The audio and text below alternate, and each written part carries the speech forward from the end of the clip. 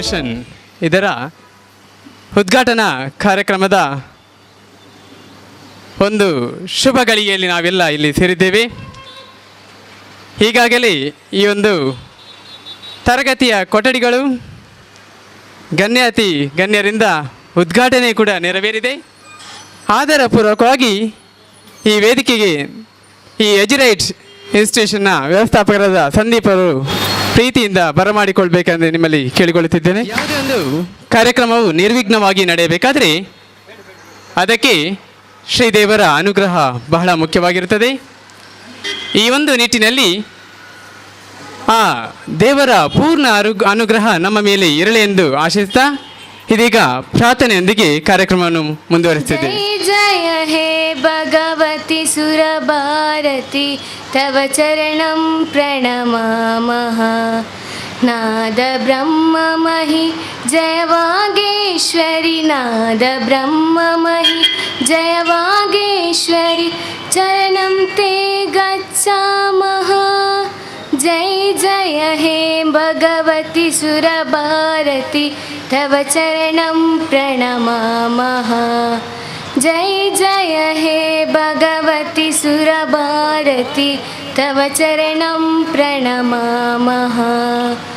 ಸ್ವಮತಿ ಶರಣ್ಯ ತ್ರಿಭುವನಜನ್ಯ, ಸ್ವಮತಿ ಶರಣ್ಯ ತ್ರಿಭುವನಜನ್ಯ, ಸುರಮುನಿ ವಂದಿತ ಚರಣ, ಸುರಮುನಿ ವಂದಿತ ಚರಣ. ನವರಸ ರಚಿತ ಕವಿತಾ ಮುಖರ, ನವರಸ ರಚಿತ ಕವಿತಾ ಮುಖರ, ಮಿತ ರುಚಿ ರುಚಿರಾಭರಣ. ಜೈ ಜಯ ಹೇ ಭಗವತಿ ಸುರಭಾರತಿ ತವ ಚರಣಂ ಪ್ರಣಮಾಮಃ. ಜೈ ಜಯ ಹೇ ಭಗವತಿ ಸುರಭಾರತಿ ತವ ಚರಣಂ ಪ್ರಣಮಾಮಃ. ವಹಿಸಿರ್ತಕ್ಕಂತಹ ವಿಠಲ್ ಮೆಮೋರಿಯಲ್ ಕಾಲೇಜಿನ ಪ್ರಾಂಶುಪಾಲರಾಗಿರ್ತಕ್ಕಂಥ ವಿಠಲ್ ಉದ್ಘಾಟಿಸಿದಂತಹ ಸೆಂಟ್ ಸೆಬಾಸ್ಟಿಯನ್ ಚರ್ಚ್ ಪೆರ್ಮನೂರು ಇಲ್ಲಿನ ಧರ್ಮಗುರುಗಳಾಗಿರ್ತಕ್ಕಂಥ ರೆವರೆಂಡ್ ಡಾಕ್ಟರ್ ಜಾನ್ ಬ್ಯಾಪ್ಟಿಸ್ಟ್ ಸಲ್ಡಾನರ್ ಅವರು, ಮುಖ್ಯ ಅತಿಥಿಗಳಾಗಿರ್ತಕ್ಕಂತಹ ಶ್ರೀಯುತ ಚಂದ್ರಹಾಸ್ ಪಂಡಿತ್ರವರೇ, ಹಾಗೆ ನನ್ನ ಆತ್ಮೀಯ ಗುರುಗಳಿಂದ ನಾವು ಕನಸು ಕಾಣುತ್ತಾ ಇದ್ದೇವೆ. ನಾವೊಂದು ಕೋಚಿಂಗ್ ಸೆಂಟರ್ ಅನ್ನ ಇಲ್ಲಿ ಪ್ರಾರಂಭಿಸಬೇಕು, ಒಂದು ಸ್ಪೋಕನ್ ಇಂಗ್ಲಿಷ್ ಕ್ಲಾಸ್ ಅನ್ನು ನಾವು ಇಲ್ಲಿ ತೆರೆಯಬೇಕು ಅಂತೇಳಿ. ಬಹುಶಃ ನಾವು ಈ ಪರಿಸರವನ್ನು ಗಮನಿಸಿದಾಗ ಇಲ್ಲಿ ಹೆಚ್ಚಿನ ವಿದ್ಯಾರ್ಥಿಗಳೆಲ್ಲರೂ ಕೂಡ ಮಂಗಳೂರಿಗೆ ಹೋಗಿ ಅಲ್ಲಿ ದುಬಾರಿ ಶುಲ್ಕವನ್ನ ಪೇ ಮಾಡಿಕೊಂಡು ಅಲ್ಲಿ ಶಿಕ್ಷಣವನ್ನು ಪಡೆಯುತ್ತಾರೆ, ಅಥವಾ ಹೆಚ್ಚಿನವರು ಮನೆಗಳಲ್ಲಿಯೇ ಶಿಕ್ಷಣವನ್ನು ಪಡೆಯುತ್ತಾರೆ. ಅಂತಹ ನೆಲೆಯಲ್ಲಿ ನಾವು ಯಾಕೆ ಇಲ್ಲಿ ಒಂದು ಶಿಕ್ಷಣ ಸಂಸ್ಥೆಯನ್ನ ತೆರೆಯಬಾರದು? ಈ ನೆಲೆಯಲ್ಲಿ ನಾವು ಯೋಚನೆ ಮಾಡಿದಾಗ ನಮ್ಮಲ್ಲಿ ಇಟ್ಟುಕೊಂಡದ್ದು ಆಯಿತು, ತೊಕ್ಕೋಟಲ್ಲಿ ನಾವು ಒಂದು ಸ್ಪೋಕನ್ ಇಂಗ್ಲಿಷ್ ಕ್ಲಾಸ್ ಮತ್ತೆ ಕೋಚಿಂಗ್ ಸೆಂಟರ್ನ ತೆರೆಯುವ ಅಂತೇಳಿ. ನಮ್ಮಲ್ಲಿ ನಾವು SLC 10th ಸ್ಟ್ಯಾಂಡರ್ಡ್ ಸ್ಟೇಟ್ ಮತ್ತೆ CBSE ಸಿಲೆಬಸ್, ಹಾಗೆ PUC ವಿದ್ಯಾರ್ಥಿಗಳಿಗೆ ಫಿಸಿಕ್ಸ್, ಕೆಮಿಸ್ಟ್ರಿ, ಮ್ಯಾಥಮೆಟಿಕ್ಸ್, ಬಯಾಲಜಿ, ಹಾಗೆ ಕಾಮರ್ಸ್ ಸೆಕ್ಷನ್ಸ್ ವಿದ್ಯಾರ್ಥಿಗಳಿಗೆ ಅಕೌಂಟೆನ್ಸಿ, ಬಿಸ್ನೆಸ್ ಸ್ಟಡೀಸ್ ಸಬ್ಜೆಕ್ಟ್ಸ್ಗಳಿಗೆ ಕೋಚಿಂಗ್ ಕೊಡುವ. ಹಾಗೆ ನಮ್ಮೆಲ್ಲ ಈ ಸ್ಥಳೀಯ ಭಾಗದ ನುರಿತ ಉಪನ್ಯಾಸಕರನ್ನು ಒಟ್ಟುಗೂಡಿಸಿಕೊಂಡು ಅವರ ಒಂದು ಸಹಕಾರ ಸಹಯೋಗದ ಜೊತೆಗೆ ನಾವು ಈ ಸಂಸ್ಥೆಯನ್ನು ಪ್ರಾರಂಭಿಸಲಿಕ್ಕೆ ಹೊರಟಿದ್ದೇವೆ. ಅದರ ಜೊತೆಗೆ ಒಂದು ಗುಣಮಟ್ಟದ ಶಿಕ್ಷಣವನ್ನು ಕೊಡಬೇಕು, ಶಿಸ್ತುಬದ್ಧವಾಗಿರಬೇಕು, ಹಾಗೆ ಸುಸಜ್ಜಿತವಾಗಿರಬೇಕು. ಈ ನೆಲೆಯಲ್ಲಿ ನಾವು ಈ ವ್ಯವಸ್ಥೆಗಳನ್ನೆಲ್ಲವನ್ನು ಕೂಡ ಮಾಡಿಕೊಂಡಿದ್ದೇವೆ. ಹಾಗೆ ನಮ್ಮ ಇನ್ನೊಂದು ಕನಸಾಗಿತ್ತು, ಮುಂದಿನ ದಿನಗಳಲ್ಲಿ ನಾವು ಈ CET, JEE, ನೀಟ್ ಇದಕ್ಕೆ ತರಬೇತಿ ಕೊಡುವಂತಹ ಕೆಲಸವನ್ನ ಕೂಡ ನಮ್ಮ ಸಂಸ್ಥೆಯಿಂದ ಮಾಡಿಕೊಳ್ಳಲಿಕ್ಕಿದ್ದೇವೆ. ರಜಾ ದಿನಗಳಲ್ಲಿ, ಮುಂದಿನ ದಿನಗಳಲ್ಲಿ ಈ ಭಾಗದ ವಿದ್ಯಾರ್ಥಿಗಳಿಗೆ ಅನುಕೂಲ ಆಗಲಿ ಅನ್ನುವಂಥ ನೆಲೆಯಲ್ಲಿ CET, JEE ಮತ್ತೆ ನೀಟ್ ಅದಕ್ಕೆ ಕೂಡ ನಾವು ಆಯೋಜನೆಗಳನ್ನ ಪ್ಲಾನ್ಗಳನ್ನ ಮಾಡಿಕೊಂಡಿದ್ದೇವೆ. ಹಾಗೆ ನಮ್ಮ ಸಂಸ್ಥೆಯಿಂದ ಇರುವಂತ ಮತ್ತೊಂದು ಭಾಗ ಅಂತ ಹೇಳಿದ್ರೆ ಸ್ಪೋಕನ್ ಇಂಗ್ಲಿಷ್ ಕ್ಲಾಸ್. ಇದಕ್ಕೆ ಯಾವುದೇ ವಯೋಮಿತಿಗಳಿಲ್ಲ. ಸಣ್ಣ ಪ್ರಾಯದಿಂದ ಹಿಡಿದು ವೃದ್ಧರವರೆಗೆ ಎಷ್ಟು ಪ್ರಾಯ ಆದರೂ ಕೂಡ ಇಂಗ್ಲಿಷ್ ಕಲಿಯಬೇಕು ಅನ್ನುವಂಥ ತುಡಿತ, ಇಂಗ್ಲಿಷ್ ಭಾಷೆಗಳನ್ನು ಸುಧಾರಿಸಬೇಕು ಅನ್ನುವಂಥ ತುಡಿತ ಇದ್ದರೆ ನಮ್ಮ ಕೋರ್ಸ್ಗಳಿಗೆ ಆಯ್ಕೆ ಮಾಡಿಕೊಳ್ಳಬಹುದು. ಅಲ್ಲಿ ನಾವು ನಮ್ಮದೇ ಆದಂತಹ ಒಂದು ಚಟುವಟಿಕೆ ಆಧಾರಿತವಾದಂತಹ ಒಂದು ಸ್ಟಡಿ ಮೆಟೀರಿಯಲ್ಗಳನ್ನು ಪ್ರಿಪೇರ್ ಮಾಡಿದ್ದೇವೆ.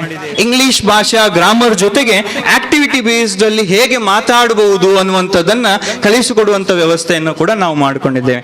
ಅದಕ್ಕೋಸ್ಕರ ನಮ್ಮಲ್ಲಿ ಇಂಗ್ಲಿಷ್ನಲ್ಲಿ ಪರಿಣಿತರಾದ ಎಕ್ಸ್ಪರ್ಟ್ ಅನ್ನು ನಾವು ಯೋಜಿಸಿಕೊಂಡಿದ್ದೇವೆ. ಅವರು ಕೂಡ ನಮ್ಮ ಜೊತೆಗೆ ಮುಂದೆ ಜಾಯಿನ್ ಆಗಲಿಕ್ಕೆ ಇದ್ದಾರೆ ಕೂಡ.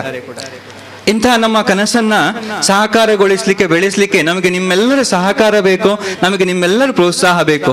ಸಣ್ಣ ಮಟ್ಟಿಗೆ ಸ್ಥಾಪನೆಯಾದಂತಹ ನಮ್ಮ ಸಂಸ್ಥೆ ನಿಮ್ಮೆಲ್ಲರ ಆಶಯದೊಂದಿಗೆ ಬೃಹದಾಕಾರವಾಗಿ ಬೆಳೆಯಬೇಕು ಅನ್ನುವಂಥದ್ದು ನಮ್ಮ ಕನಸು. ಆ ಕನಸನ್ನ ಚಿಗುರು ಹೊಡಿಲಿಕ್ಕೋಸ್ಕರ ಇವತ್ತು ನಮ್ಮ ರೆವರೆಂಡ್ ಡಾಕ್ಟರ್ ಜಾನ್ ಬ್ಯಾಪ್ಟಿಸ್ಟ್ ಸಲ್ದಾನ ಧರ್ಮಗುರುಗಳು ನಮ್ಮ ಸೆಂಟ್ ಸೆಬಾಸ್ಟಿಯನ್ ಚರ್ಚ್ ಪೆರ್ಮನೂರು ಇವರು ಬಂದು ನಮ್ಮ ಸಂಸ್ಥೆಯನ್ನು ಉದ್ಘಾಟಿಸಿದ್ದಾರೆ ರಿಬ್ಬನ್ ಕಟ್ ಮಾಡೋದ್ರ ಮೂಲಕ. ಅವರನ್ನು ನಮ್ಮ ಈ ಕಾರ್ಯಕ್ರಮಕ್ಕೆ ಪ್ರೀತಿಪೂರ್ವಕವಾಗಿ ಸ್ವಾಗತಿಸ್ತಾ ಅವರಿಗೆ ನಮ್ಮ ಕಾರ್ಯಕ್ರಮದ ಅಧ್ಯಕ್ಷತೆಯನ್ನು ವಹಿಸಿರ್ತಕ್ಕಂಥ ವಿಠಲ್ ಸರ್ ಅವರು ನಮ್ಮ ಸಣ್ಣ ಕಾಣಿಕೆಯಾದ ಹೂವನ್ನು ನೀಡಿ ಸ್ವಾಗತಿಸಬೇಕಾಗಿ ಕೇಳ್ಕೊಳ್ತಾ ಇದ್ದೆ. ಹಾಗೆ ನಾನಿಲ್ಲಿ ಕೋಚಿಂಗ್ ಸೆಂಟರ್ ಪ್ರಾರಂಭಿಸಬೇಕು ಅಂತೇಳಿ ಹೇಳಿದಾಗ ನಾನು ಫಸ್ಟಿಗೆ ಹೇಳಿದ್ದು ವಿಠಲ್ ಸರ್ ಹತ್ರ, ಸರ್ ನಾವು ಹೀಗೆ ಇಲ್ಲಿ ಯಾಕೆಂತ ಹೇಳಿದ್ರೆ ಅವರು ಈ ಸ್ಥಳೀಯ ಭಾಗದ ಜನರು, ಅವರಿಗೆ ಇಲ್ಲಿ ಎಲ್ಲಾ ಸ್ಥಿತಿಗತಿಗಳು ಆಗು ಹೋಗುಗಳು ಗೊತ್ತುಂಟು, ಅದರಿಂದಾಗಿ ನಾವು ಹೀಗೆ ಪ್ರಾರಂಭಿಸಬೇಕು ಅಂತೇಳಿ. ಖಂಡಿತವಾಗಿ ಸರ್ ನೀವು ಪ್ರಾರಂಭಿಸಿ, ಅದು ಖಂಡಿತವಾಗಿಯೂ ಕ್ಲಿಕ್ ಆಗ್ತದೆ, ನಮ್ಮೆಲ್ಲರ ಸಹಕಾರ ನಿಮ್ಮ ಜೊತೆಗಿದೆ ಅಂತೇಳಿ ಹೇಳಿದವರು ಈ ಕಾರ್ಯಕ್ರಮದ ಘನ ಅಧ್ಯಕ್ಷತೆಯನ್ನು ವಹಿಸಿರ್ತಕ್ಕಂಥ ವಿಠಲ್ ಸರ್ ಅವರು ಕಿಟಲ್ ಮೆಮೋರಿಯಲ್ ಕಾಲೇಜಿನ ಪ್ರಾಂಶುಪಾಲರಾಗಿರ್ತಾರೆ. ಇವರಿಗೆ ಕೂಡ ನಮ್ಮ ಈ ಕಾರ್ಯಕ್ರಮಕ್ಕೆ ಸ್ವಾಗತವನ್ನು ಬಯಸ್ತಾ ಇವರಿಗೆ ನನ್ನ ತೀರ್ಥರೂಪರಾದಂತಹ ದಿವಾಕರ ಆಚಾರ್ಯ ಅವರು ಹೂವನ್ನು ನೀಡಿ ಸ್ವಾಗತಿಸಬೇಕಾಗಿ ನಮ್ಮ ಈ ಕಾರ್ಯಕ್ರಮದಲ್ಲಿ ಇರ್ತಕ್ಕಂತಹ ಮುಖ್ಯ ಅತಿಥಿ ಶ್ರೀಯುತ ಚಂದ್ರಹಾಸ್ ಪಂಡಿತ್ ಹೌಸ್, ಯುವ ಉದ್ಯಮಿ.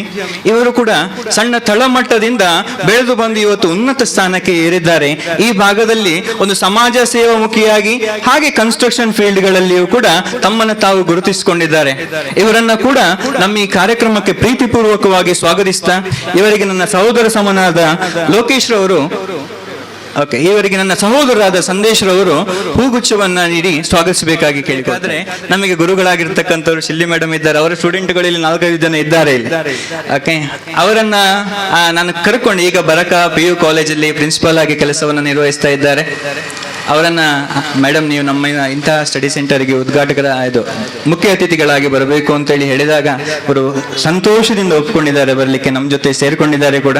ಅವರನ್ನು ಕೂಡ ಈ ಕಾರ್ಯಕ್ರಮಕ್ಕೆ ಪ್ರೀತಿಪೂರ್ವಕವಾಗಿ ಸ್ವಾಗತಿಸ್ತಾ ಅವರಿಗೆ ನನ್ನ ಸಹೋದರಿಯಾದಂತಹ ಸೌಮ್ಯ ಅವರು ಹೂಗುಚ್ಛವನ್ನು ನೀಡಿ ಸ್ವಾಗತಿಸಬೇಕಾಗಿ ಕೇಳಿಕೊಳ್ತಾರೆ. ಕಾರ್ಯಕ್ರಮದಲ್ಲಿ ಇಲ್ಲಿಯ ಸ್ಥಳೀಯ ಶಾಲೆಯ ವಿವಿಧ ಶಿಕ್ಷಕರುಗಳು ಇದ್ದಾರೆ, ನಮ್ಮ ಹಿತೈಷಿಗಳಿದ್ದಾರೆ, ಬಂಧು ಮಿತ್ರರಿದ್ದಾರೆ. ಇವರೆಲ್ಲರನ್ನು ಕೂಡ ನಾನು ನಮ್ಮ ಈ ಕಾರ್ಯಕ್ರಮಕ್ಕೆ ಪ್ರೀತಿಪೂರ್ವಕವಾಗಿ ಸ್ವಾಗತಿಸ್ತಾ ಇದ್ದೇನೆ. ಹಾಗೆ ಮಾಧ್ಯಮ ಮಿತ್ರರುಗಳು ಕೂಡ ನಮ್ಮ ಜೊತೆಗೆ ಇವತ್ತು ಕೈ ಜೋಡಿಸಿದ್ದಾರೆ. ಇವರನ್ನು ಕೂಡ ಈ ಕಾರ್ಯಕ್ರಮಕ್ಕೆ ಪ್ರೀತಿಪೂರ್ವಕವಾಗಿ ಸ್ವಾಗತ ಮಾಡ್ತಿದ್ದೇವೆ. ಸದಾ ನಗುಮುಖದಿಂದಲೇ ನಮ್ಮ ಈ ಒಂದು ಸಂಸ್ಥೆಯನ್ನು ಉದ್ಘಾಟಿಸಿದಂತಹ ಸಲ್ದಾನ ಧರ್ಮಗುರುಗಳು ಸಂತ ಸೆಬಾಸ್ಟಿಯನ್ ಚರ್ಚ್ ಪೆರ್ಮನೂರು ಎಡ್ಯುರೈಟ್ ಸಂಸ್ಥೆಯ ಉದ್ಘಾಟನಾ ಸಮಾರಂಭದಲ್ಲಿ ಆಗಮಿಸಿರುವ ಎಲ್ಲ ಈ ಸಂಸ್ಥೆಯ ಹಿತೈಷಿಗಳೇ, ಪ್ರಪ್ರಥಮವಾಗ್ತೇನೆ ಆ ಭಗವಂತ ನಿಮ್ಮನ್ನು ಆಶೀರ್ವದಿಸಲಿ ಎಂಬುದನ್ನು ಹಾರೈಕೆಯಾಗಿದೆ. 4ನೇ ಮಹಡಿಯಲ್ಲಿರುವ ಈ ಮಾಳಿಗೆಗೆ ಮೇಲೆ ಬರುವಾಗ ನನ್ನ ಮನಸ್ಸಿಗೊಂದು ಚಿಂತನೆ ಬಂತು. ಇಲ್ಲಿ ಬಂದರೆ ಮಕ್ಕಳು ಖಂಡಿತವಾಗಿ ಕಲಿತಾರೆ. ಯಾಕೆಂದ್ರೆ ಬೆಡ್ಡಿನಿಂದ ಎದ್ದು ಇರಲಿ ಅಥವಾ ಶಾಲೆಯಲ್ಲಿ ಮಲಗಿದವರು ಎದ್ದು ಇದು 4 ಮಾಳಿಗೆಗೆ ಮೇಲೆ ಬರುವಾಗ ಅವರಿಗೆ ಏನು ಯಾವ ರೀತಿಯ ಬ್ರೀದಿಂಗ್ ಎಕ್ಸರ್ಸೈಸ್ ಅಲ್ಲ ಏನು ಬೇಡ, ಬದಲಾಗಿ ನೀವು ಡೈರೆಕ್ಟ್ ಆಗಿ ಪಾಠ ಆರಂಭಿಸಬಹುದು. ಯಾಕಂದ್ರೆ 4 ಮಾಳಿಗೆ ಮೇಲೆ ಬಂದ್ರೆ ಅವರು ಖಂಡಿತವಾಗಿ ಅಲರ್ಟ್ ಇರ್ತಾರೆ ಅಂತ ನನ್ನ ನಂಬಿಕೆ ಆಗಿದೆ. ಅದನ್ನ ಲಿಫ್ಟ್ ಹಾಕೋದು ಬೇಡ, ಇದೇ ರೀತಿಯಲ್ಲಿ ಮುಂದಕ್ಕೆ ಮೇಲಕ್ಕೆ ಬರ್ತಾ ಇರಲಿ ಎಂಬುದು ನನ್ನ ಹಾರೈಕೆ ಆಗಿದೆ. ವಿದ್ಯಾಭ್ಯಾಸದ ಬಗ್ಗೆ ಮಾತಾಡುವಾಗ ಮಹನೀಯರು ಹೇಳಿದ ಒಂದು ಅರ್ಥಭರಿತ ಮಾತಿದೆ. ಮಕ್ಕಳ ಬಗ್ಗೆ ಮಾತಾಡುವಾಗ ವಿದ್ಯಾರ್ಥಿಗಳನ್ನು ನೀನು ಪ್ರೀತಿಸು, ತದನಂತರ ಏನಾದರೂ ಹೇಳಿದ್ರು ಅದು ಮಾಡ್ತಾರೆ. Love your children and do whatever you want to do. ಹಲವಾರು ಬಾರಿ ನಮ್ಮ ಶಿಕ್ಷಣ ಸಂಸ್ಥೆಗಳಲ್ಲಿ ಕಲಿಯುವ ಮಕ್ಕಳಿಗೆ ಪ್ರೀತಿ ಎಂಬುದು ಕುಟುಂಬದಲ್ಲಿಯೂ ಸಿಗುವುದಿಲ್ಲ, ಸಮಾಜದಲ್ಲಿಯೂ ಸಿಗುವುದಿಲ್ಲ. ಆದುದರಿಂದ ಈ ಮಕ್ಕಳು ಟೀಚರ್ಸ್ ಅವರ ಅಟೆನ್ಷನ್ ಡ್ರಾ ಮಾಡುವಾಗ ಅದೇನೋ ಪುಂಡ ಪೋಖರಿಗಳಾಗಿಯೇ ಇರ್ತಾರೆ. ಆದರೆ ಯಾವ ಗಳಿಗೆಯಲ್ಲಿ ಅವರಿಗೆ ಶಿಕ್ಷಕರಿಂದ ಒಂದಿಷ್ಟು ಅಕ್ಕರೆ ಪ್ರೀತಿ ಸಿಗ್ತದೆ ಅಂತ ಹೇಳಿದ ಕೂಡಲೇ ಏನು ಮಾಡಲು ಅವರು ತಯಾರಿರ್ತಾರೆ. ಆದ್ದರಿಂದ ಈ ಸಂಸ್ಥೆಯಲ್ಲಿ ಕೂಡ ಕೇವಲ ಪಾಠ ಮಾತ್ರವಲ್ಲ, ಪಾಠದೊಡನೆ ಆ ಮಕ್ಕಳ ಸಮಸ್ಯೆಗಳೇನಿವೆ ಎಂಬುದನ್ನು ಅರಿತುಕೊಂಡು ಅವ್ರಿಗೊಂದಿಷ್ಟು ಕಿಂಚಿಷ್ಟು ಪ್ರೀತಿ ಸಿಕ್ಕಿದರೆ ಖಂಡಿತವಾಗಿಯೂ ಒಳಿತಾಗುತ್ತದೆ ಎಂಬುದು ನನ್ನ ನಂಬಿಕೆ. ಮೊನ್ನೆ ನಮ್ಮ ಸಮೂಹ ಸಂಸ್ಥೆಗಳನ್ನ ಈ LKGಯಲ್ಲಿ ಒಬ್ಬ ಪುಟಾಣಿ ಹುಡುಗ ಶಾಲೆಗೆ ಬರ್ತಾ ಇದ್ದ, ಆಕ್ಟಿವ್ ಆಗಿದ್ದ, ಎಲ್ಲದರಲ್ಲಿ ಪಾರ್ಟಿಸಿಪೇಟ್ ಮಾಡ್ತಾ ಇದ್ದ, ಆಟ ಪಾಠ ಏನೇ ಇರಲಿ. ಒಮ್ಮಿಂದೊಮ್ಮೆಲೆ ಈ ಹುಡುಗ ಮಾತಾಡುವುದನ್ನು ನಿಲ್ಲಿಸಿಬಿಟ್ಟ. ಈ ಬರೆಯುವುದನ್ನು ABCD ಬರೆದ ಎಲ್ಲವನ್ನು ನಿಲ್ಲಿಸಿಬಿಟ್ಟ. ತದನಂತರ ಅವನ ಕಡೆಗೆ ಸ್ವಲ್ಪ ಗಮನ ಕೊಟ್ಟಾಗ ವಿಷಯ ಏನಂದ್ರೆ, ಮನೆಯಲ್ಲಿ ಇವನಿಗೆ ಒಂದು ತಂಗಿ ಹುಟ್ಟಿದ್ದಾಳೆ. ಅಪ್ಪ ಅಮ್ಮನ ಪ್ರೀತಿ ಎಲ್ಲ, ಗಮನ ಎಲ್ಲ ಈ ಪುಟಾಣಿ ಹೊಸದಾಗಿ ಹುಟ್ಟಿದ ಮಗುವಿನ ಕಡೆಗಿರುವಾಗ ಈ ಅಣ್ಣನಿಗೆ ಏನು ಮನೆಯಲ್ಲಿ ಅಟೆನ್ಷನ್ ಸಿಗ್ತಾ ಇರಲಿಲ್ಲ. ಆತ ಎಲ್ಲವನ್ನು ಸ್ವಿಚ್ ಆಫ್ ಮಾಡಿಬಿಟ್ಟ. ತದನಂತರ ಈ ಮಗುವಿನ ಪೋಷಕರನ್ನು ಕರೆದು ನಾವು ಹೇಳಿದೆವು, ಈ ಹುಡುಗನ ಕಡೆಗೆ ನೀವು ಸ್ವಲ್ಪ ಗಮನ ಕೊಡದಿದ್ರೆ ಸಮಸ್ಯೆಗಳು ಜಾಸ್ತಿ ಆಗ್ತವೆ. 5 ದಿವಸದಲ್ಲಿ ಎಲ್ಲ ಸರಿ ಹೋಯಿತು. ಯಾಕೆಂದ್ರೆ ಈ ಹುಡುಗನ ಕಡೆಗೆ ಗಮನ ಕೊಟ್ಟಾಗ ಸಮಸ್ಯೆಗಳಿಂದ ಹೊರಬಂದು ಈಗ ಮಗದೊಮ್ಮೆ ಒಂದು ಉತ್ತಮವಾದ ರೀತಿಯಲ್ಲಿ ಆತ ಪಾಠವನ್ನು ಕಲಿತಾ ಇದ್ದಾನೆ. ಇದು ಖಂಡಿತವಾಗಿಯೂ ಸಂತೋಷದ ವಿಷಯ. ಯಾಕೆಂದ್ರೆ ಪುಟಾಣಿಗಳಿಗೆ ಚಿಕ್ಕ ಪ್ರಾಯದಲ್ಲೇ ಮನೆಯಲ್ಲಿರಲಿ ಬೇರೆ ಕಡೆ ಇರಲಿ ತುಂಬಾ ಪ್ರಭಾವ ಬೀಳುವುದರಿಂದ ಇಂಥ ಕಡೆಗಳಲ್ಲಿ ಕುಟುಂಬದಲ್ಲಿ, ಶಾಲೆಯಲ್ಲಿ ಇಂಥ ಮಕ್ಕಳ ಕಡೆಗೆ ಗಮನವನ್ನು ನೀಡುವುದು ಅತಿ ಅಗತ್ಯ. ಮೊನ್ನೆ ತಾನೇ ನಾನೊಂದು ವಾಟ್ಸಪ್ ಅಲ್ಲಿ ಒಂದು ಟೀಚರ್ ಬಗ್ಗೆ ಒಂದು ಚಿಕ್ಕ ಒಂದು ವಿವರಣೆ ಇತ್ತು. ಒಂದು ವಾಟ್ಸಪ್ ಅಲ್ಲಿ ಒಂದು ಸಂದೇಶ ಬಂದಿತ್ತು. ಈ ಟೀಚರ್ಗೆ 36 ಭಾಷೆಗಳು ಗೊತ್ತಿವೆ. ಅವರು ಮಕ್ಕಳು ಕ್ಲಾಸಿಗೆ ಬರುವಾಗ ಗುಡ್ ಮಾರ್ನಿಂಗ್ ಅಂತ ಹೇಳ್ತಾರೆ, ನಮಸ್ತೆ ಅಂತ ಹೇಳ್ತಾರೆ, ಕೊಮಸ್ತಾ ಅಂತ ಸ್ಪ್ಯಾನಿಷ್, ಈಗ ಬೇರೆ ಬೇರೆ ಭಾಷೆಯಲ್ಲಿ ಮಾತಾಡ್ತಾ ಇರ್ತಾರೆ. ಈ ಮಕ್ಕಳಿಗೆ ಸಂತೋಷ ಏನಂದ್ರೆ, ನಾವು ಮನೆಯಲ್ಲಿ ಮಾತಾಡುವ ಭಾಷೆಯನ್ನು ಇವರು ಮಾತಾಡ್ತಾ ಇದ್ದಾರಲ್ಲ, ಆ ಮಕ್ಕಳ ಹತ್ರ ಕನೆಕ್ಟ್ ಮಾಡಲಿಕ್ಕೆ ಅವರಿಗೆ ಸಾಧ್ಯವಾಗಿದೆ. ಮಕ್ಕಳು ಇರುವ ಹಂತದಲ್ಲಿ ನಾವು ಯಾವಾಗ ಅವರೊಡನೆ ಕನೆಕ್ಟ್ ಮಾಡ್ತೇವೆ ಆಗ ಅದು ಎಜುಕೇಶನ್ ರೈಟ್, ಕರೆಕ್ಟ್ ಎಜುಕೇಶನ್ ಆಗಿ ಹೋಗ್ತಾ ಇರ್ತದೆ. ಆದರೆ ಯಾವ ರೀತಿಯಲ್ಲಿ ನಾವು ಕನೆಕ್ಟ್ ಮಾಡಲಿಕ್ಕೆ ಹಿಂದಕ್ಕೆ ಬೀಳ್ತೇವೆ, ಸ್ಫೂರ್ತಿ ಕೊಡಲಿಕ್ಕೆ ನಮ್ಮಲ್ಲಿ ಸಮಯ ಇರುವುದಿಲ್ಲ. ನೀನು ದಡ್ಡ ಅಂತ ಹೇಳ್ತಾ ಎಲ್ಲೋ ಗ್ರೀನ್ ಡಾಟ್ ಹುಡುಕಿಕೊಂಡು ಗವರ್ಮೆಂಟ್ ಆಸ್ಪತ್ರೆಗೆ ಹೋದರೆ ಎಲ್ಲವೂ ಹಾಳಾಗ್ತದೆ. ನಾನು ಗ್ರೀನ್ ಡಾಟ್ ಬಗ್ಗೆ ಯಾಕೆ ಮಾತಾಡ್ತೇನೆ ನಿಮಗೆ ಹೇಳ್ತೇನೆ. ಈ ಸಾರಿ ನಮ್ಮ ಶಾಲೆಯಲ್ಲಿ ಇಂಗ್ಲಿಷ್ ಮೀಡಿಯಂನಲ್ಲಿ ಒಬ್ಬ ಹುಡುಗ 10ನೇ ತರಗತಿಯ ಪರೀಕ್ಷೆಯನ್ನು ಬರೀತಾ ಇದ್ದಾನೆ. ಯಾವಾಗ 1ನೇ ಕ್ಲಾಸ್ನಲ್ಲೂ 2ನೇ ಕ್ಲಾಸ್ನಲ್ಲಿ ಒಂದು ಪುಟ್ಟ ಆಕ್ಸಿಡೆಂಟ್ ಆಗಿತ್ತು, ತಲೆಗೊಂದು ಚಿಕ್ಕ ಪೆಟ್ಟಾಗಿತ್ತು. ಅಪ್ಪ ಅಮ್ಮನವರು ತುಂಬ ಜಾಗ್ರತೆ ಮಾಡಿದರು. ಆದರೆ ತದನಂತರ ಇಡೀ ಜೀವನದಲ್ಲಿ ಕಳೆದ ಒಂದು 7-8 ವರ್ಷದಲ್ಲಿ ಆ ಮಗುವಿಗೆ ಅವರು ಏನು ಹೇಳಿದೆ ಅಂದರೆ, ಇವನಿಗೆ ಕಲೀಲಿಕ್ಕೆ ಆಗುದಿಲ್ಲ. ಯಾಕಂದ್ರೆ ಅವನು 1ನೇಲ್ಲಿರುವಾಗ ತಲೆಗೆ ಪೆಟ್ಟಾಗಿತ್ತು. ನಮ್ಮ ಪ್ರಾಂಶುಪಾಲರು ಹೇಳಿದರು, ಹಾಗಿದ್ದರೆ ಇವನಿಗೆ ಬರೀಲಿಕ್ಕೆ ಆಗುದಿಲ್ಲ, ಪರೀಕ್ಷೆ ಆಗುದಿಲ್ಲ. ನಮ್ಮಲ್ಲಿ ಅದಕ್ಕೆ 10ನೇ ತರಗತಿ ಬರೆಯುವಾಗ ಅಷ್ಟೊಂದು ಜ್ಞಾನ ಶಕ್ತಿ ಇಲ್ಲದಿದ್ದರೆ ಗವರ್ಮೆಂಟ್ ಆಸ್ಪತ್ರೆಗೆ ಹೋಗಿ ಗ್ರೀನ್ ಡಾಟ್ ಅಂತ ತೆಗೆದುಕೊಳ್ಬಹುದು, ನಿಮ್ಗೆ ಗೊತ್ತಿದೆ ಅದು.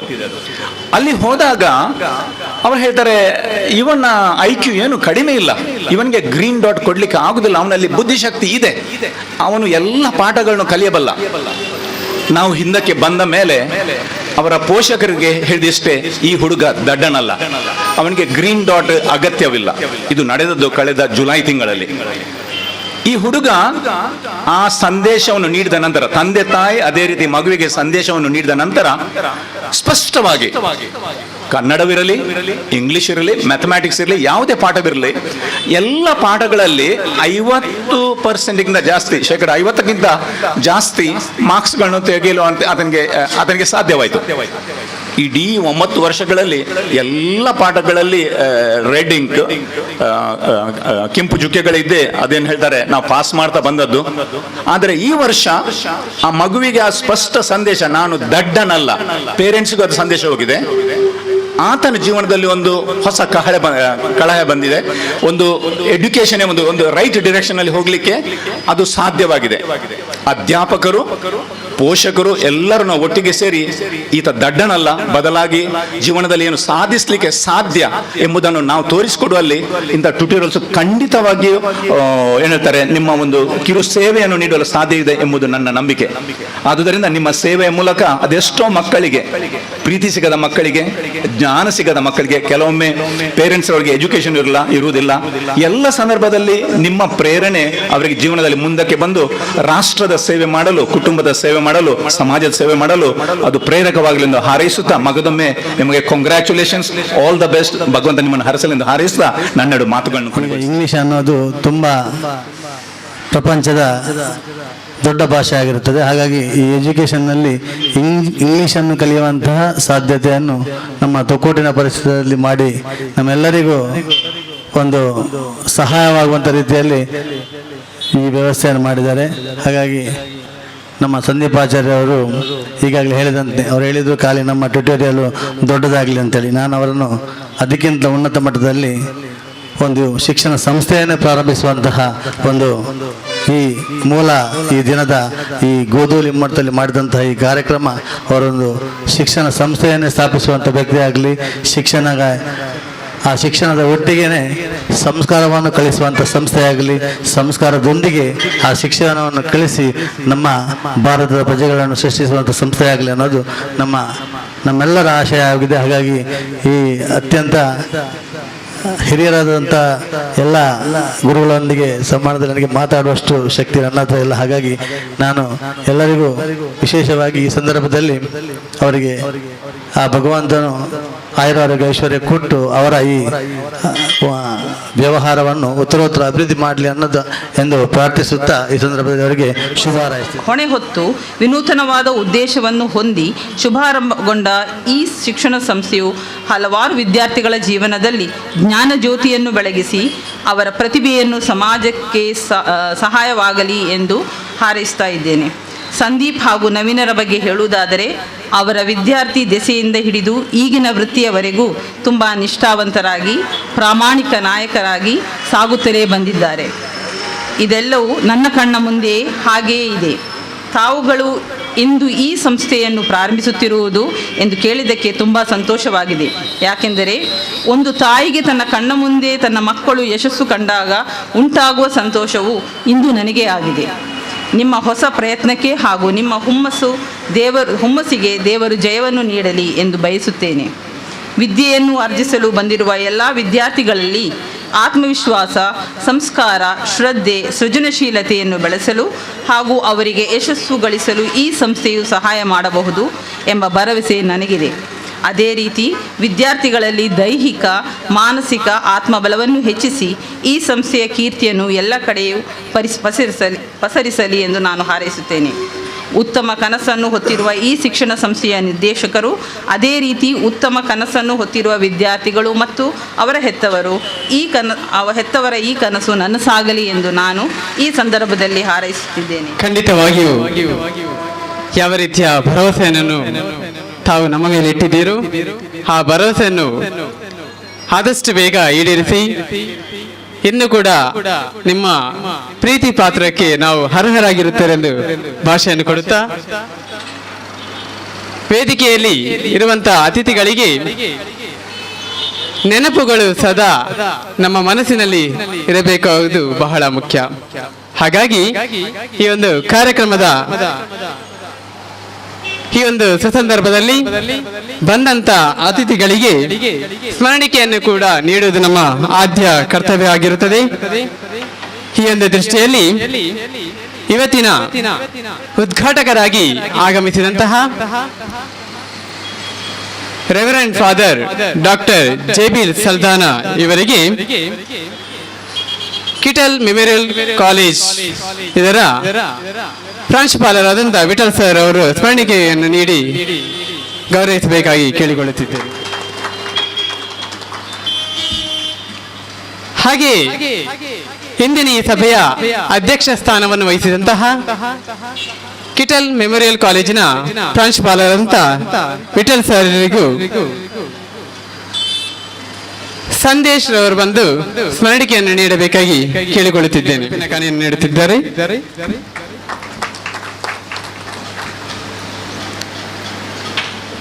ಹಾಗೆಯೇ ನಮ್ಮೊಂದಿಗೆ ಇಂದಿನ ಮುಖ್ಯ ಅತಿಥಿಯಾಗಿ ಬಂದಂತಹ ಶ್ರೇತ ಚಂದ್ರಾಸ್ ಪಂಡಿತ್ ಅವರು ಕೂಡ ನಮ್ಮೊಂದಿಗೆ ಇದ್ದಾರೆ.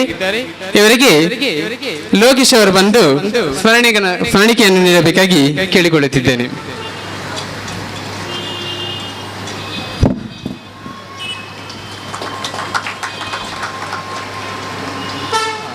ಮುಖ್ಯ ಅತಿಥಿ ಶ್ರೀಮತಿ ಡಾಕ್ಟರ್ ಲಲಿತಾಂಬಿಕಾ ಮೇಡಮ್ ಇವರು ಕೂಡ ನಮ್ಮಂದಿದ್ದಾರೆ. ಇವರಿಗೆ ಸ್ವಾಮಿಯರವರು ಸ್ಮರಣಿಕೆ ಕಾಣಿಕೆಯನ್ನು ಕೊಟ್ಟು ಗೌರವಿಸಬೇಕಾಗಿ ಕೇಳಿಕೊಳ್ಳುತ್ತಿದ್ದೇವೆ. ಇದೀಗ ಕಾರ್ಯಕ್ರಮದ ಮಹತ್ವದ ಘಟ್ಟ. ಅಧ್ಯಕ್ಷ ಸ್ಥಾನವನ್ನು ವಹಿಸಿದಂತಹ ಶ್ರೀಯುತ ವಿಠಲ್ ಸರ್ ಇವರಿಂದ ಅಧ್ಯಕ್ಷೀಯ ಭಾಷಣ.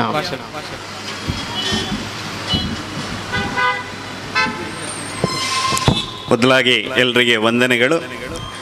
ವೇದಿಕೆಯಲ್ಲಿರುವಂತಹ ಇವತ್ತಿನ ಈ ಎಜುರೈಟ್ ಎಂಬ ವಿದ್ಯಾಸಂಸ್ಥೆಯನ್ನು ಉದ್ಘಾಟನೆಗೊಳಿಸಿದಂತಹ ಪರಮ ಪೂಜ್ಯ ಸಂತ ಸೆಬೆಸ್ಟಿಯನ್ನ ಧರ್ಮಗುರುಗಳಿದ್ದಾರೆ. ಹಾಗೆಯೇ ನನ್ನ ಆತ್ಮೀಯ ಮಿತ್ರರಾದಂತಹ ಚಂದ್ರಾಸ್ ಪಂಡಿತ್ ಹೌಸ್ ಇದ್ದಾರೆ. ಹಾಗೆಯೇ ಲಲಿತಾಂಬಿಕಾ ಮೇಡಮ್ ಇದ್ದಾರೆ. ಹಾಗೆಯೇ ನಮ್ಮ ಸಂದೀಪ್ ಸರ್ ತಂದೆಯವರಾದಂತಹ ದಿವಾಕರ್ ಆಚಾರ್ಯರಿದ್ದಾರೆ. ಹಾಗೆಯೇ ಸಂದೀಪ್ ಮತ್ತು ನವೀನರು ಇಬ್ಬರು ಯುವಕರು. ಹಾಗೆಯೇ ವೇದಿಕೆಯ ಮುಂಭಾಗದಲ್ಲಿ ಪ್ರಾಧ್ಯಾಪಕರಾದಂಥ ಪ್ರಕಾಶ್ ಚಂದ್ರ ಶಿಶಲರಿದ್ದಾರೆ. ಹಾಗೆಯೇ ಸರಕಾರಿ ಪ್ರೌಢಶಾಲೆಯ ಮುಖ್ಯಸ್ಥರಾದಂಥ ಪ್ರಶಾಂತ್ರವರಿದ್ದಾರೆ, ತ್ಯಾಗಂರವರಿದ್ದಾರೆ. ಬೇರೆಲ್ಲ ನನಗೆ ಹೆಚ್ಚು ಪರಿಚಯ ಇಲ್ಲ. ನಾನು ಪ್ರಮುಖವಾಗಿ ತೊಕ್ಕೊಟ್ಟು ಪರಿಸರದವನಲ್ಲ, ಇತ್ತೀಚೆಗೆ ಮಾತ್ರ ತೊಕ್ಕೊಟ್ಟಲ್ಲಿರುವಂಥದ್ದು.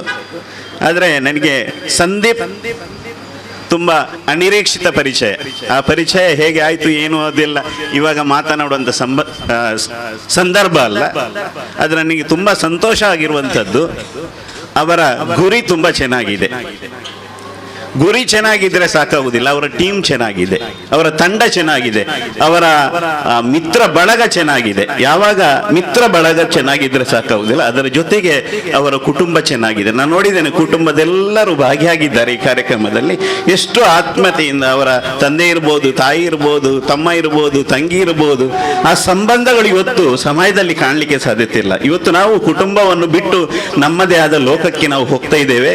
ಅಪ್ಪ ಅಮ್ಮ ಬೇಡ, ಅಣ್ಣ ತಮ್ಮ ಈ ರೀತಿ ಸಂಬಂಧಗಳಿಲ್ಲ. ಇವತ್ತು ನಾವು ಮಾನವರಾಗಿ ಇರುವುದಿಲ್ಲ, ಇವತ್ತು ಯಂತ್ರವಾಗಿದ್ದೇವೆ. ಈ ಸಂದರ್ಭದಲ್ಲಿ ಮಾನವೀಯತೆ ಮತ್ತು ಮಾನವ ಸಂಬಂಧಗಳು ಎಂಬುದನ್ನು ಏನು ಅಂತ ನನಗೆ ಅದು ತುಂಬ ಸಂತೋಷ ಆಗುವಂಥದ್ದು. ನನ್ನ ಮನೆ ಹತ್ತಿರನೇ ಕೆಲವು ವರ್ಷಗಳಿದ್ದರು. ನನಗೆ ಅವರ ಕುಟುಂಬವನ್ನು ನೋಡುವಾಗ ತುಂಬ ಸಂತೋಷ. ಎಲ್ಲರೂ ಅನ್ಯೋನ್ಯವಾಗಿ ಅಣ್ಣ ತಮ್ಮಂದಿರು. ಇಂಥ ಸಂಬಂಧಗಳು ಈ ಎಜುರೇಟ್ ಮಾತ್ರ ಅಲ್ಲ, ಈ ಸಂಬಂಧಗಳು ಕೂಡ ಬೇರೆಯವರಿಗೆ ಅದು ಮಾದರಿಯಾಗಿರುವಂಥದ್ದು. ಹಾಗೆಯೇ ಅವರು ಬೆಳೆಸಿರುವಂಥ ಮಿತ್ರ ವರ್ಗ ಮತ್ತು ಅವರ ಸಂಬಂಧಗಳು, ಸಮಾಜದಲ್ಲಿರುವಂಥ ಸಂಬಂಧಗಳು, ಅದನ್ನು ಕೂಡ ಅಷ್ಟೇ ಅತ್ಯಂತ ಉನ್ನತ ಮಟ್ಟದಲ್ಲಿ ಒಳ್ಳೊಳ್ಳೆ ವ್ಯಕ್ತಿಗಳ ಜೊತೆಗೆ ಯಾವ ರೀತಿಯ ಸಂಬಂಧಗಳನ್ನು ಇಟ್ಕೊಳ್ಬೇಕೆಂಬುದಾಗಿರುವಂಥ ಒಂದು ಗುಣ ಅವರಲ್ಲಿದೆ. ಯಾವತ್ತೂ ಕೂಡ ಹಸನ್ಮುಖಿ ಆಗಿದ್ದಾರೆ. ನಾನು ನಿಜವಾಗಿ ಟ್ಯೂಷನ್ ಸೆಂಟರ್ಗಳಿಗೆ ವಿರೋಧಿಸುವವನು. ಆದರೆ ಮೊದಲು ನಿಮಗೆ ಗೊತ್ತಿರಬಹುದು, ಟ್ಯೂಷನ್ಗೆ ಹೋಗುವುದು ಅಂತ ಹೇಳಿದ್ರೆ ಬರೀ ದಡ್ಡರಾದಂಥ ವಿದ್ಯಾರ್ಥಿಗಳು ಮಾತ್ರ ಟ್ಯೂಷನ್, ಅದು ಕೂಡ ಕದ್ದು ಮುಚ್ಚಿ ಹೋಗುವಂಥದ್ದು. ಇವತ್ತು ಫ್ಯಾಷನ್ ಆಗಿದೆ, ಪ್ರತಿಯೊಬ್ಬರು ಕೂಡ ಟ್ಯೂಷನ್ಗೆ ಹೋಗಬೇಕು. ನನ್ನ ಮಗ, ನನಗೆ ಕೂಡ ಇಬ್ಬರು ಮಕ್ಕಳಿದ್ದಾರೆ. ಒಬ್ಬಳು ಇನ್ನೂ SLC, ಇನ್ನೊಬ್ಬಳು ಇನ್ನೂ 7th. ನನ್ನ ಮನೆಯಲ್ಲಿ ಯಾವತ್ತೂ ಗಲಾಟೆಗಳಾಗ್ತಾ ಇದೆ. ಮಕ್ಕಳು SLC ಬಂದರು, ನೀವು ಟ್ಯೂಷನ್. ನಾನು ಕೂಡ ಮಾಸ್ಟರ್ ಆಗಿ ಅವಳಿಗೆ ಏನು ಹೇಳಿಕೊಡುವುದಿಲ್ಲ ಮಕ್ಕಳಿಗೆ. ಅವರು ಬೇಕಾದ್ರೆ ಜಸ್ಟ್ ಪಾಸ್ ಆದರೂ ತೊಂದರೆ ಇಲ್ಲ, ಅವರಿಗೆ ಏನು ಬೇಕು ಅದನ್ನು ಓದಿದ್ರೆ ಸಾಕು ಅಂತೇಳಿ ಮನೆಯಲ್ಲಿ ಗಲಾಟೆ ಮಾಡುವುದು. ಹಾಗೆ ನನ್ನ ಧರ್ಮಪತ್ನಿ ಯಾವತ್ತೂ ಗಲಾಟೆ ಮಾಡಲಿಕ್ಕೆ ಉಂಟು. ನೀವು ಏನು ಆ ಮಕ್ಕಳಿಗೆ ಏನು ಹೇಳಿಕೊಡುವುದಿಲ್ಲ, ಮಕ್ಕಳಿಗೆ ಇವತ್ತು ಮಾರ್ಕ್ಸ್ ಮಾತ್ರ ಇಂಪಾರ್ಟೆಂಟ್. ನನ್ನ ಪ್ರಕಾರ ಮಾರ್ಕ್ಸ್ ಇಂಪಾರ್ಟೆಂಟ್ ಅಲ್ಲ, ಆದರೆ ಇವತ್ತು ಸ್ಪರ್ಧಾತ್ಮಕ ಯುಗದಲ್ಲಿ ಮಾರ್ಕ್ಸ್ ಕೂಡ ಬೇಕು, ಬೇಡ ಅಂತ ಹೇಳುವುದಿಲ್ಲ. ಆದರೆ ಇವತ್ತು ಟ್ಯೂಷನ್ ಸೆಂಟರ್ ಅಲ್ಲೆಲ್ಲಿ ಬೆಳೆಯುತ್ತಾ ಇದೆ. ಇವರು ಹೇಳಿದ್ರು, ನಾನು ಟ್ಯೂಷನ್ ಸೆಂಟರ್ ಇಲ್ಲಿ ಓಪನ್ ಮಾಡ್ತೇನೆ. ನನಗೆ ತುಂಬ ಸಂತೋಷ ಆಯಿತು. ಈ ಪರಿಸರದಲ್ಲಿ ಒಂದು ನಿಜವಾದ ಅರ್ಥ ಇರುವಂಥ ಟ್ಯೂಷನ್ ಸೆಂಟರ್ಗಳಾಗಿ ಇವತ್ತು ನಾನು ನೋಡಿದ್ದೇನೆ. ಕೆಲವೊಂದು ಟ್ಯೂಷನ್ ಸೆಂಟರ್ಗಳಲ್ಲಿ 50-60 ಮಕ್ಕಳನ್ನು ಒಟ್ಟಿಗೆ ಸೇರಿಸಿ ಟ್ಯೂಷನ್ ಕೊಡ್ತಿದ್ದಾರೆ. ಏನು ಟ್ಯೂಷನ್ ಅಂತ ನನಗೆ ಗೊತ್ತಿಲ್ಲ. ಟ್ಯೂಷನ್ ಅಂತ ಹೇಳಿದರೆ ನನ್ನ ಪ್ರಕಾರ ಕ್ಲಾಸಿನಲ್ಲಿ 60-70 ಮಕ್ಕಳಿರ್ತಾರೆ. ಎಲ್ಲ ಮಕ್ಕಳನ್ನು ವೈಯಕ್ತಿಕವಾಗಿ ಗಮನ ಹರಿಸಲಿಕ್ಕೆ ಆಗೋದಿಲ್ಲ. ಅದರಿಂದ ಟ್ಯೂಷನ್ ಸೆಂಟರ್ನಲ್ಲಿ ಕೆಲವೇ ವಿದ್ಯಾರ್ಥಿಗಳನ್ನು ಸೇರಿಸಿಕೊಂಡು ಅವರಿಗೆ ಗಮನ ನೀಡಲಿಕ್ಕೆ ಆಗ್ತದೆ ಎಂಬ ನಿಟ್ಟಿನಲ್ಲಿ ಟ್ಯೂಷನ್ಗೆ ಸೇರಿಸುವಂಥದ್ದು. ನನ್ನ ಮನೆಯಲ್ಲಿ ಕೂಡ ಅಷ್ಟೇ, ಮಕ್ಕಳನ್ನು ದೊಡ್ಡವಳನ್ನು SLC ಆಗಿರುವುದರಿಂದ ಎಕ್ಸ್ಪರ್ಟ್ಗೆ ಅಥವಾ ಬಾಸ್ಕೋಗೆ ಸೇರಿಸಬೇಕು ಅಂತ ಯಾವತ್ತೂ ಮನೆಯಲ್ಲಿ ಗಲಾಟೆಗಳಾಗ್ತಿತ್ತು. ಸಂದೀಪ್ ಸರ್ ಹೇಳಿದ್ರು, ನಾನು ಟ್ಯೂಷನ್ ಸೆಂಟರ್ ಓಪನ್ ಮಾಡ್ತಿದ್ದೇನೆ. ಅದಕ್ಕೆ ನಾನು ಹೇಳಿದೆ, ಎಕ್ಸ್ಪರ್ಟ್ ಬೇಡ, ಯಾವುದು ಬೇಡ, ಸಂದೀಪ್ ಸರ್ ಇದ್ರೆ ಸಾಕು.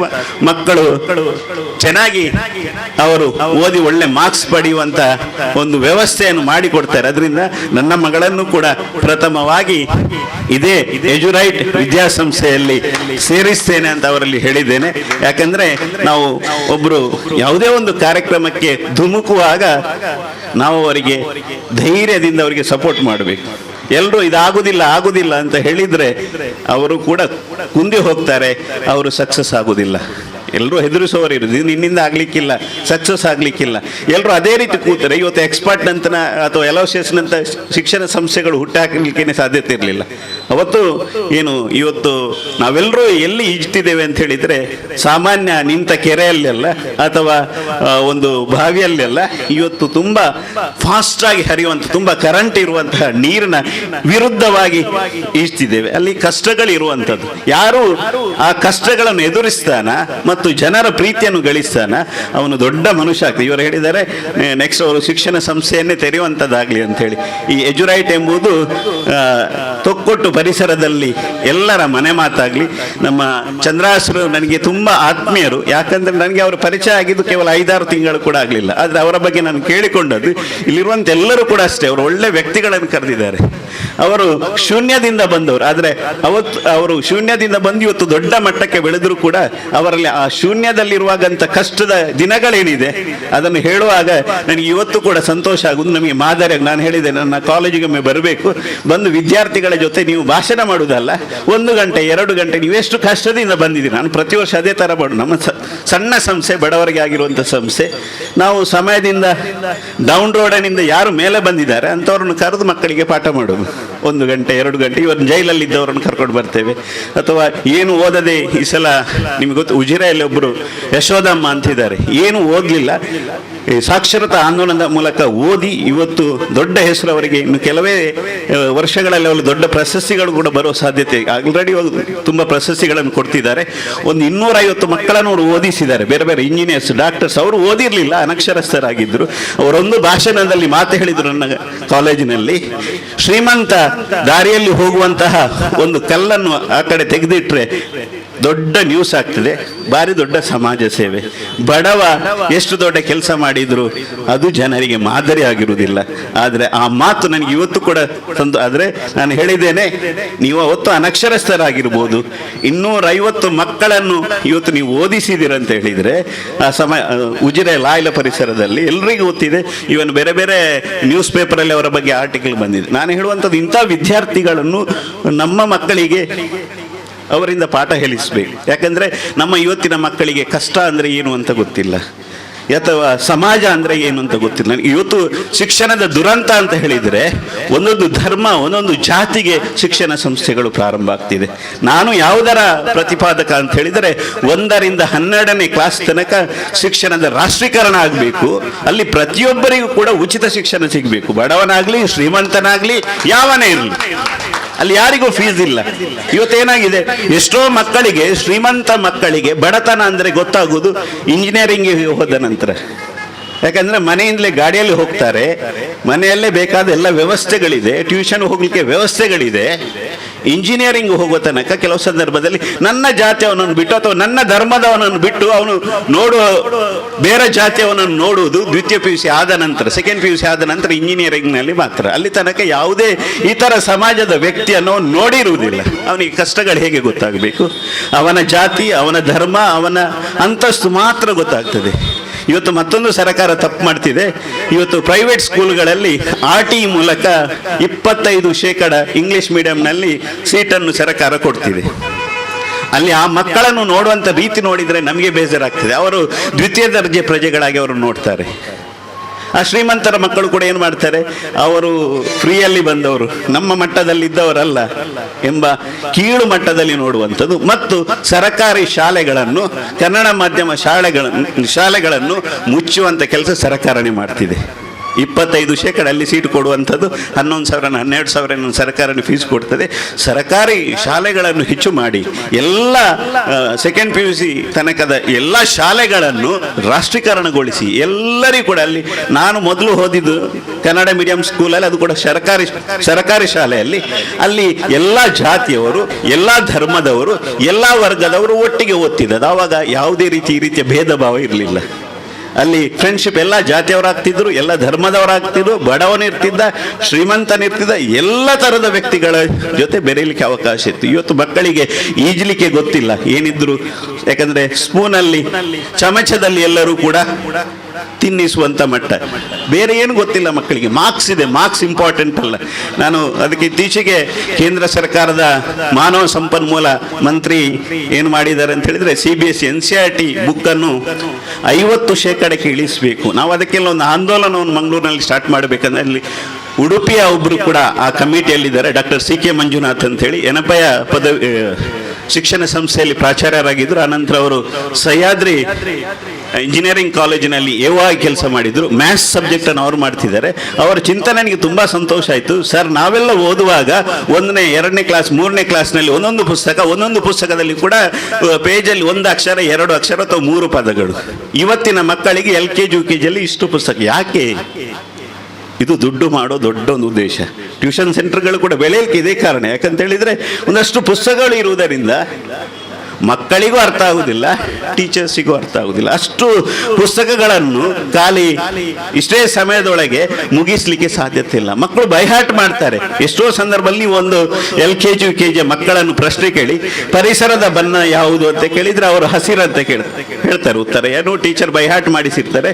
ಅದನ್ನೇ ಪುನಃ ನೀವು ಕಾಡಿನ ಬಣ್ಣ ಯಾವುದು ಅಂತ ಕೇಳಿದ್ರೆ ಮಕ್ಕಳಿಗೆ ಗೊತ್ತಿಲ್ಲ. ಯಾಕೆಂದ್ರೆ ಸಾಮಾನ್ಯ ಜ್ಞಾನ ಇಲ್ಲ. ಪುಸ್ತಕದ ಮಾರ್ಕ್ಸ್ ಇದೆ, ಆ ಮಾರ್ಕ್ಸ್ ನಮಗೆ ಬದುಕಿಗೆ ಕೊಡುವುದಿಲ್ಲ.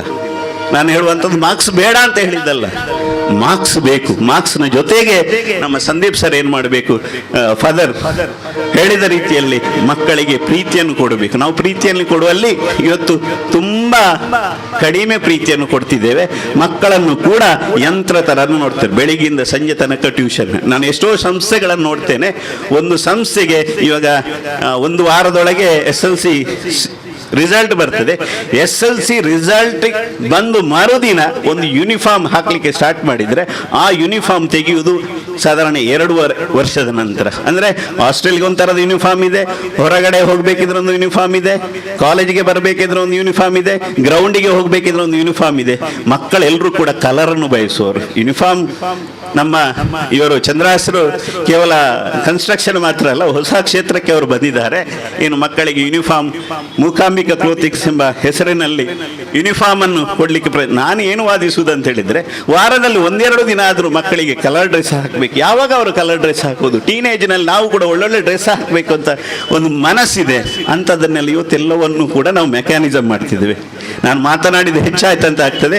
ಆದರೆ ಸಂದೀಪ್ ಸರ್ ಮತ್ತು ಅವರ ಮಿತ್ರ ನವೀನ್ ಸೇರಿ ಮತ್ತು ಅವರ ಕುಟುಂಬದವರ ಜೊತೆ ಎಲ್ಲರೂ ಸೇರಿಕೊಂಡು ಈ ಸಂಸ್ಥೆಯನ್ನು ಮಾಡಿದ್ದಾರೆ. ಈ ಸಂಸ್ಥೆ ಇವತ್ತು ಪ್ರಾರಂಭದ ಹಂತದಲ್ಲಿದೆ. ಒಂದಷ್ಟು ಕಷ್ಟಗಳಿದೆ. ಆ ಕಷ್ಟಗಳಲ್ಲಿ ಎದುರಿಸಿದವನು ಮಾತ್ರ ಸಕ್ಸಸ್ ಆಗಲಿಕ್ಕೆ ಸಾಧ್ಯ ಇರುವಂಥದ್ದು. ಸಮಯದಲ್ಲಿ ಯಾವುದೇ ಒಬ್ಬ ವ್ಯಕ್ತಿಯನ್ನು ನೋಡಿ ಸಾಧನೆ ಮಾಡಿದಂಥ 99% ಇಲ್ಲಿ ವೇದಿಕೆಯಲ್ಲಿರುವವರು ಇರ್ಬೋದು, ವೇದಿಕೆಯ ಮುಂಭಾಗದಲ್ಲಿ ಇರುವವರು ಇರ್ಬೋದು, ಇದರಲ್ಲಿ 99% ಜನರು ಶೂನ್ಯದಿಂದ ಬಂದವರು. ಅವರಿಗೆ ಒಂದು ಸಮಯದಲ್ಲಿ ಎಲ್ಲೋ ಸಮಾಜದಲ್ಲಿ ಅವಮಾನ ಆಗಿದೆ. ಆ ಅವಮಾನನೇ ಬೆಂಕಿಯಾಗಿ ಹಚ್ಚಿಕೊಂಡು ನಾನು ಸಮಯದಲ್ಲಿ ಒಂದಲ್ಲ ಒಂದು ದಿನ ದೊಡ್ಡ ಸಾಧನೆ ಮಾಡಬೇಕು. ನಾನು ಕೂಡ ತುಂಬಾ ಹಳ್ಳಿ ಪ್ರದೇಶದಿಂದ ಬಂದದ್ದು. 1985ರಲ್ಲಿ ದಕ್ಷಿಣ ಕನ್ನಡ ಜಿಲ್ಲೆಯಲ್ಲಿ ಕುಗ್ರಾಮವಾದಂಥ ತೆಂಕಕಜಿಕಾರು ಗ್ರಾಮ, ಬಂಟ್ವಾಳ ತಾಲೂಕಿನ ಆ ಗ್ರಾಮದಿಂದ ಬಂದವನು. 8-10 ಕಿಲೋಮೀಟರ್ ಓದಿಕೊಂಡು ಕನ್ನಡ ಮೀಡಿಯಂ ಅಲ್ಲಿ ಓದಿ ಮಂಗಳೂರಲ್ಲಿ ಬಂದು ನಾನು ಪ್ರಿನ್ಸಿಪಾಲ್ ಆಗ್ತೇನೆ ಅಂತ ಕನಸಿನಲ್ಲಿ ಎನಿಸಲಿಲ್ಲ. ಆದರೆ ಆ ಕಷ್ಟಗಳು ಒಂದಲ್ಲ ಒಂದು ದಿನ ನಮ್ಮಲ್ಲಿ ಒಂದು ಬೆಂಕಿ ಹಚ್ಚಿಸ್ತದೆ. ಆ ಇಗ್ನಿಷನ್ ಏನು ಹೊತ್ತಿಕೊಳ್ತದೆ, ಅದು ಮತ್ತೆ ಉರಿದು ನಮ್ಮನ್ನು ಸಕ್ಸಸ್ ನತ್ತ ಕೊಂಡೊಯ್ತದೆ. ಅದರಿಂದ ಸಂದೀಪ್ ಮತ್ತು ನವೀನ್ ಇಬ್ಬರು ಸೇರಿ ಮತ್ತು ನಮ್ಮೆಲ್ಲರ ಸಹಕಾರ ಇದ್ದರೆ ನಾವು ನಮ್ಮ ಮಕ್ಕಳನ್ನು ಇಲ್ಲಿ ಸೇರಿಸಬೇಕಂತಿಲ್ಲ. ಇವರ ಸಂಸ್ಥೆಯ ಬಗ್ಗೆ ಒಂದು 4 ಜನರಲ್ಲಿ ಹೇಳಿದ್ರೆ ಚೆನ್ನಾಗಿದೆ, ಸೇರಿಸಿ ಅಂತ ಹೇಳಿದ್ರೆ ಸಾಕು. ಅದಕ್ಕಿಂತ ದೊಡ್ಡ ಆಡ್ ಯಾವುದು ಕೂಡ ಬೇಡ. ಅವರು ಸಕ್ಸಸ್ ಆಗ್ತಾರೆ. ಇನ್ನೊಂದು 10-20 ವರ್ಷ ಆದ ನಂತರ ನಾವು ಕೂಡ ಇನ್ನೊಂದು ಸಲ ಸ್ಟೇಜಲ್ಲಿ ಬಂದು ಕೂತ್ಕೊಳ್ಳೋ ದೊಡ್ಡ ಕಾರ್ಯಕ್ರಮ ಆಗಲಿ ಅಂತ ಹೇಳಿ ಈ ಸಂಸ್ಥೆ ಉತ್ತಮ ಉತ್ತರೋತ್ತರ ಅಭಿವೃದ್ಧಿ ಆಗಲಿ, ಅವರೆಲ್ಲರಿಗೂ ಶ್ರೇಯಸ್ಸು ತರಲಿ. ಮತ್ತೆ ಫಾದರ್ಗೆ ಅತ್ಯಂತ ವಿನಮ್ರವಾಗಿ ವಂದಿಸ್ತೇನೆ. ನಾನು ಅವರಲ್ಲಿ ಫೋನಲ್ಲಿ ಮಾತಾಡಿ ಸಂದೀಪ್ ಸರ್ ಹೇಳಿದ್ರು ಯಾರನ್ನು ಉದ್ಘಾಟಕರಾಗಿ ಮಾಡುವ ಅಂತ. ಫಾದರ್ ಫೋನಲ್ಲಿ ಮಾತಾಡಿದ ತಕ್ಷಣ ಸಂಜೆ ಬನ್ನಿ, ಬಂದ ತಕ್ಷಣ ಅವರು ಸಮಯಕ್ಕೆ ಸರಿಯಾಗಿ ಬಂದಿದ್ದಾರೆ. ಅವರಿಗೆ ವಂದಿಸ್ತಾ ಎಲ್ರಿಗೂ ವಂದಿಸುತ್ತಾ ವೇದಿಕೆ ಮುಂಭಾಗದಲ್ಲಿರುವ ಎಲ್ಲರನ್ನು ಕ್ಷಮೆ ಕೇಳುತ್ತಾ ಸ್ವಲ್ಪ ಜಾಸ್ತಿ ಮಾತನಾಡಿದ್ದೇನೆ. ಕೆಲವೊಂದು ಭಾಷಣಕ್ಕೆ ಅಲ್ಲಲ್ಲಿ ಲಿಂಕ್ ಇಲ್ಲದೆ ಹೋಗ್ಬೋದು, ಅವಸರದಲ್ಲಿ ಮಾತಾಡೋದು ಬೇಗ ಮುಗಿಸ್ಬೇಕಂತ ನಿಟ್ಟಿನಲ್ಲಿ ಎಲ್ಲರಿಗೂ ಧನ್ಯವಾದ. ಯಶಸ್ಸನ್ನು ಪಡಿಬೇಕಾದ್ರೆ ಒಂದು ಮಾತಿದೆ, ಮುಂದೆ ಗುರಿ ಇರಬೇಕು, ಹಿಂದೆ ಗುರಿ ಇರಬೇಕು ಎಂಬುದು. ಖಂಡಿತವಾಗಿಯೂ ಬಹಳ ವರ್ಷದಿಂದ ನಮ್ಮಲ್ಲಿ ಇಂತಹ ಒಂದು ಸಂಸ್ಥೆಯನ್ನು ಹುಟ್ಟು ಹಾಕಬೇಕೆಂಬ ಗುರಿ ಇತ್ತು. ಅದೀಗ ಆ ಕನಸು ನನಸಾಗಿದೆ. ಮಾತ್ರ ಅಲ್ಲ, ಖಂಡಿತವಾಗಿಯೂ ಇನ್ನು ಕೆಲವೇ ವರ್ಷಗಳಲ್ಲಿ ಅತ್ಯುನ್ನತವಾದಂತಹ ಸಾಧನೆ ಯಶಸ್ಸನ್ನು ಈ ಒಂದು ಪರಿಸರದಲ್ಲಿ ಪಡೆಯುತ್ತೇವೆ ಎಂಬ ಛಲದೊಂದಿಗೆ ನಾವಿದ್ದೇವೆ. ಯಾಕೆಂತ ಹೇಳಿದ್ರೆ ಈಗಲೇ ಹೇಳಿದಂತಹ ಮಾತಿನ ಪ್ರಕಾರ ಒಂದು ಗುರಿ ಯಶಸ್ಸನ್ನು ಕಾಣಬೇಕಾದ್ರೆ ಇಂತಹ ಮಹಾನ್ ಗುರುಗಳು ನಮ್ಮ ಹಿಂದೆ ಇದ್ದಾರೆ. ಈ ಗುರುಗಳ ಅನುಗ್ರಹ ನಮ್ಮ ಮೇಲೆ ಇದ್ದರೆ ಆ ಯಶಸ್ಸು ನಮಗೇನು ದೊಡ್ಡ ಕಷ್ಟದ ಕೆಲಸ ಆಗಲಾರದೆಂಬ ನಿಟ್ಟಿನಲ್ಲಿ ಬಹಳ ಸೊಗಸಾಗಿ ಮಾತನಾಡಿದಂತಹ ಅಧ್ಯಕ್ಷರಿಗೆ ವಂದನೆಗಳು. ಹಾಗೆ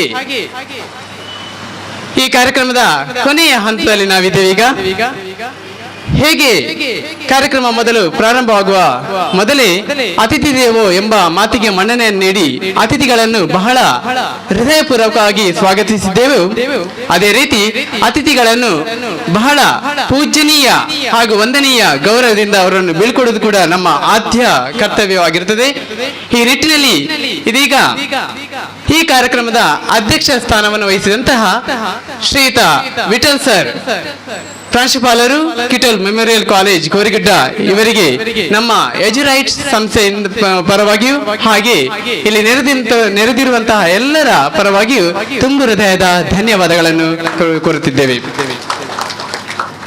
ಹಾಗೆ ನಮ್ಮೊಂದಿಗೆ ಮುಖ್ಯ ಅತಿಥಿಯಾಗಿ ಆಗಮಿಸಿದಂತಹ ಶ್ರೀಯುತ ಚಂದ್ರಹಾಸ್ ಪಂಡಿತೋಸ್ ಇವರಿಗೆ ಕೂಡ ಎಜುರೈಟ್ಸ್ ಸಂಸ್ಥೆಯಿಂದ ಹಾಗೂ ನಿಮ್ಮೆಲ್ಲರ ಪರವಾಗಿ ತುಂಬ ಹೃದಯ ಧನ್ಯವಾದಗಳು. ಹಾಗೆ ಇನ್ನೋರ್ವ ಮುಖ್ಯ ಅತಿಥಿಯಾಗಿ ನಮ್ಮೊಂದಿಗಿದ್ದಾರೆ ಡಾಕ್ಟರ್ ಲಲಿತಾಂಬಿಕಾ ಮೇಡಮ್, ಪ್ರಾಂಶುಪಾಲರು ದ ಬರಕ ಇಂಟರ್ನ್ಯಾಷನಲ್ ಪಬ್ಲಿಕ್ ಸ್ಕೂಲ್ ಅಡ್ಯಾರ್. ಇವರಿಗೆ ಕೂಡ ನಮ್ಮ ಎಜುರೈಟ್ ಸಂಸ್ಥೆಯಿಂದ ಹಾಗೂ ನಿಮ್ಮೆಲ್ಲರ ಪರವಾಗಿ ತುಂಬ ಹೃದಯದ ಧನ್ಯವಾದಗಳನ್ನು ಅರ್ಪಿಸುತ್ತಾ ಹಾಗೆ ಇಂದಿನ ಉದ್ಘಾಟಕರಾಗಿ ಆಗಮಿಸಿದಂತಹ ಹಾಗೆ ಒಳ್ಳೆಯ ಹಿತನುಡಿ ಹಾಗೆ ಶುಭ ಸಂದೇಶವನ್ನು ನೀಡಿದಂತಹ ರೆವರೆಂಡ್ ಫಾದರ್ ಡಾಕ್ಟರ್ ಜಾನ್ ಬ್ಯಾಟಿಸ್ಟ್ ಸಲ್ದಾನ, ಧರ್ಮಗುರುಗಳು, ಸಂತ ಸೆಬಸ್ಟಿಯನ್ ಚರ್ಚ್ ಪೆರ್ಮನೂರು, ಇವರಿಗೆ ಕೂಡ ನಮ್ಮ ಎಜುರೈಟ್ ಸಂಸ್ಥೆಯಿಂದ ಹಾಗೂ ನಿಮ್ಮೆಲ್ಲರ ಪರವಾಗಿ ತುಂಬ ಹೃದಯ ಧನ್ಯವಾದಗಳನ್ನು ಸಲ್ಲಿಸುತ್ತಾ ಹಾಗೆ ನಮ್ಮ ಇವತ್ತು ಹಿರಿಯರಾಗಿ ಪೂಜ್ಯರಾಗಿ ದಿವಾಕರ್ ಆಚಾರ್ಯ ಇವರು ಕೂಡ ಇದ್ದಾರೆ. ನನ್ನ ಗೆಳೆಯನ ತಂದೆ ಕೂಡ, ಇವರೇ ಕೂಡ ನಮ್ಮ ಎಜುರೈಟ್ ಸಂಸ್ಥೆಯಿಂದ ಹಾಗೆ ನಿಮ್ಮೆಲ್ಲರ ಪರವಾಗಿ ಧನ್ಯವಾದಗಳನ್ನು ಸಲ್ಲಿಸುತ್ತಾ ಹಾಗೆ ಇಲ್ಲಿರುವ ಹಿತೈಷಿಗಳು, ನಮ್ಮ ಬಂಧುಗಳು, ಇವರಿಗೆಲ್ಲರಿಗೂ ಎಜುರೈಟ್ ಸಂಸ್ಥೆಯಿಂದ ಧನ್ಯವಾದಗಳನ್ನು ಅರ್ಪಿಸುತ್ತಾ ಮಾತ್ರವಲ್ಲ, ನಮ್ಮ ಒಂದು ಕಾರ್ಯಕ್ರಮ ಯಶಸ್ಸನ್ನು ಪಡಿಬೇಕಾದ್ರೆ ಮಾಧ್ಯಮ ಪ್ರತಿನಿಧಿಗಳು ಕೂಡ ಬಹಳ ಮುಖ್ಯವಾಗಿರ್ತಾರೆ. ಅವರಿಗೂ ಕೂಡ ನಮ್ಮ ಎಜುರೈಟ್ ಸಂಸ್ಥೆಯಿಂದ ಧನ್ಯವಾದಗಳನ್ನು ಅರ್ಪಿಸುತ್ತಾ ಹಾಗೆ ಧ್ವನಿವರ್ಧಕದವರಿಗೂ ಹಾಗೆ ನಮ್ಮ ಈ ಒಂದು ಯಶಸ್ಸಿಗೆ ಕಾರಣೀಕರ್ತರಾದಂತಹ ಹಾಗೂ ಪರೋಕ್ಷವಾಗಿ ನಮ್ಮೊಂದಿಗೆ ಸಹಕಾರ ನೀಡಿದಂತಹ ಎಲ್ಲರಿಗೂ ಧನ್ಯವಾದಗಳನ್ನು ಅರ್ಪಿಸುತ್ತಾ ಈ ಕಾರ್ಯಕ್ರಮಕ್ಕೆ ಹಿತಶ್ರೀಯನ್ನು ಹಾಡುತ್ತಿದ್ದೇವೆ.